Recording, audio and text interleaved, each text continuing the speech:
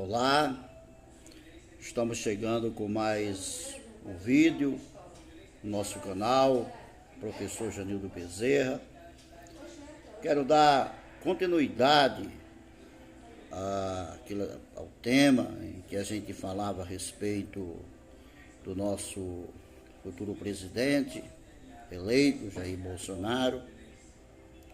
Quero destacar uns pontos. Naquela ocasião falava a respeito do risco ou esperança.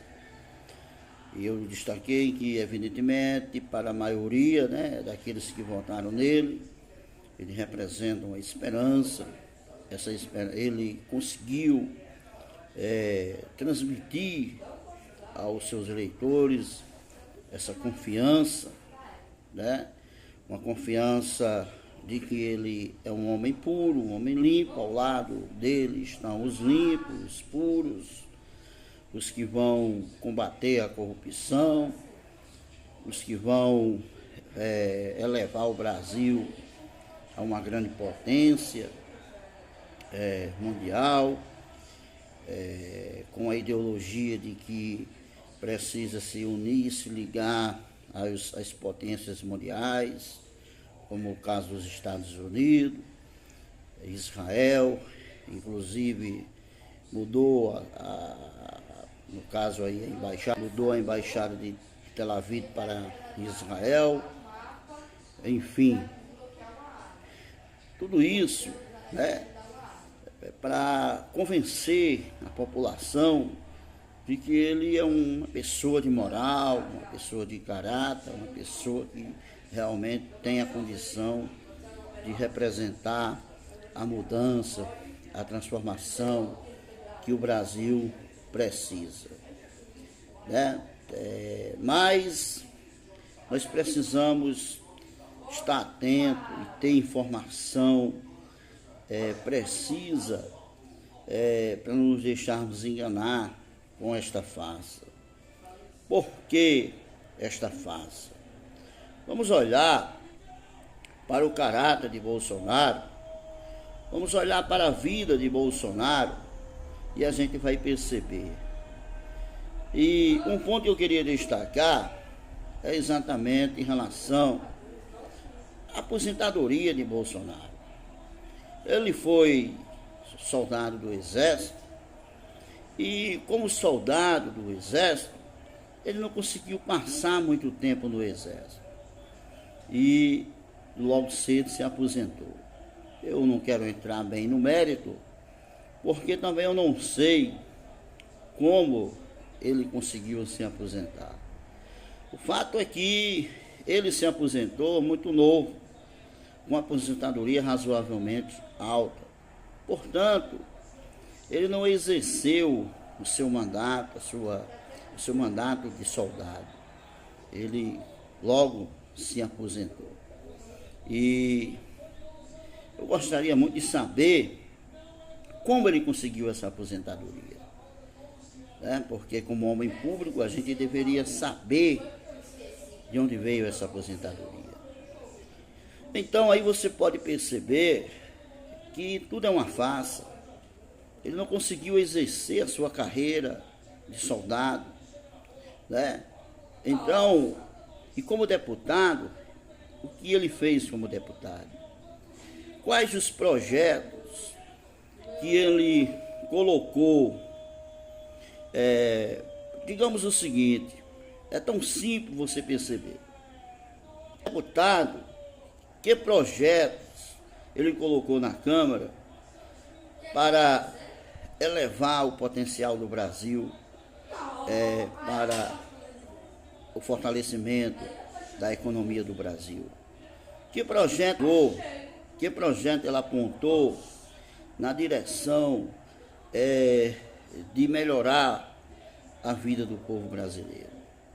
Só levou o tempo em se envolver em polêmicas, em falar dos sindicatos, em falar dos gays, se envolver em assuntos polêmicos que lhe davam mídia. Depois da Operação Lava Jato, onde vários políticos se envolveram na corrupção, aí ele começou a se aproveitar desta situação. E aí começou a atacar, evidentemente, o PT, como se somente o PT tivesse políticos corruptos, porque em todos os partidos existem políticos corruptos. E ele se apresenta como um homem puro, mas ele não se lembra que vem de um partido que era de Maluf, e desde os primeiros partidos da República, e dos primeiros partidos a se envolver em corrupção, né? Então, é preciso que tenhamos informação, é preciso que tenhamos orientação, é preciso que tenhamos consciência, né? Para não nos deixarmos enganar pela ideologia, porque a ideologia ela é uma coisa que realmente pega. Olha, tem 3 setores que são muito perigosos na questão ideológica: a questão da política, a questão das religiões e a questão do futebol. No caso, é muito fácil as pessoas serem muito, digamos assim, convencidas, né? Quando se trata dessas questões. Então, complementando esta reflexão, analisando estes pontos fundamentais que nos leva a entender que o Brasil corre, na verdade, muito mais risco do que esperança com esse Bolsonaro. Veja que ele empreendeu uma tentativa de fechar o Ministério do Trabalho.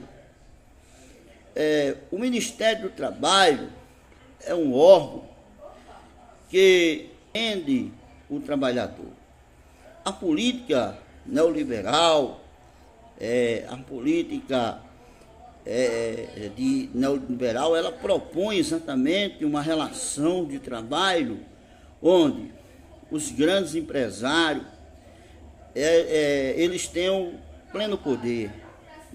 Os trabalhadores não terão voz, não terão vez, são contra os sindicatos, são contra os direitos dos trabalhadores.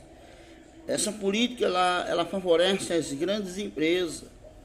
Outro risco que o Brasil vai correr é dos pequenos investidores se sucumbirem, porque com carta branca para as empresas grandes entrarem no Brasil e atuarem de toda forma, sem nenhum direito. Veja que nem o Ministério do Trabalho ele queria que ficasse, para não fiscalizar as grandes empresas. É uma coisa absurda. Já a questão do programa, ele tentando aí dizer que havia irregularidade no programa, nada de irregularidade. Os mais médicos eram médicos de Cuba, preparados, que inclusive trabalhavam com muito mais afinco, com muito mais empenho do que os próprios médicos brasileiros. A verdade é essa, todos os médicos brasileiros são ricos, muitos deles aqui dão um atendimento aqui num posto de saúde de 1 hora, já sai para atender no outro. E os médicos cubanos não, eram os médicos que trabalhavam no Brasil. E ele veio dizer que os médicos cubanos não sabiam trabalhar, não tinham competência. Ele só gosta de dizer que os outros não têm competência. Se ele tem competência, ele não teve competência para exercer a sua função no Exército, porque saiu logo cedo, logo novo do Exército. A sua aposentadoria, ninguém sabe como. Então, aqui, nada contra ninguém, mas como cidadão, eu preciso deixar a minha opinião com clareza, né? Com clareza, a opinião clara, evidente ao povo brasileiro, à nação brasileira, mas é o presidente e a gente está aqui firme, forte na resistência, né? Confiando em Deus. Ele fala muito em Deus e diz que a verdade a verdade é quem liberta. Conhecereis a verdade e a verdade vos libertará. É verdade. Ele, quando conhecia a verdade, Aí a verdade vai libertá-lo, porque até agora ele não conhece a verdade, né? Porque diz suas coisas absurdas, aí depois diz que não diz. Então não usa da verdade. Então ele precisa conhecer a verdade. Muitas coisas que ele falou e depois disse que não falou. Passou no seu mandato de deputado, ele dizia que o Bolsa Família, Bolsa Escola, os programas sociais, eram na verdade Bolsa Esmola, que juntamente com toda a oposição, né? E hoje defendeu e defende, né? Inclusive prometeu o 13º para a Bolsa Escola, né? Deus abençoe que ele encontre a verdade e venha realmente se libertar. Então é preciso que a gente tenha consciência para não ser cego, porque o fascismo é assim. As pessoas aplaudem, as pessoas elas elogiam, as pessoas elas vibram com o mal, achando que o mal é o certo, né? Porque ele constrói esta imagem de homem bom, de homem puro, de homem correto, mas que por trás não tem nada de correto. Então, aqui fica esta reflexão. Eu finalizo esta reflexão falando sobre o risco Bolsonaro para o nosso país. E confiar em Deus, porque somente Deus poderá reverter o quadro, a situação do nosso país.